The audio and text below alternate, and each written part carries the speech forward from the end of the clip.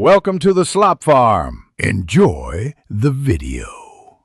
You start by confirming prerequisites, level 12, 5, 000 credits, and the specific parts list. Once you have those, open the workshop terminal in your base hub and select the night vision blueprint. Make sure to transfer parts from storage into your inventory before crafting, otherwise the terminal won't allow construction. As you craft, pay attention to the estimated build time and required power cell orientation, since those affect stability in later steps.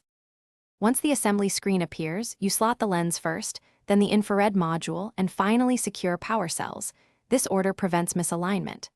After assembly, run the calibration routine and set infrared sensitivity to medium as a baseline, because too high introduces noise while too low reduces range.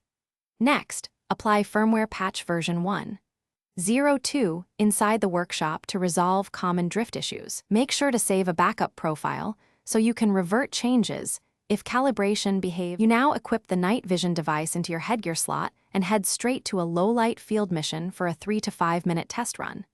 Pay attention to edge clarity and thermal bleed. If vision is stable, increase sensitivity incrementally for longer range. If you experience flickering or distortion, immediately return to workshop, reseat the power cell, and rerun calibration. This single troubleshooting step fixes most issues. Finally, save a working profile and deploy in real missions with confidence.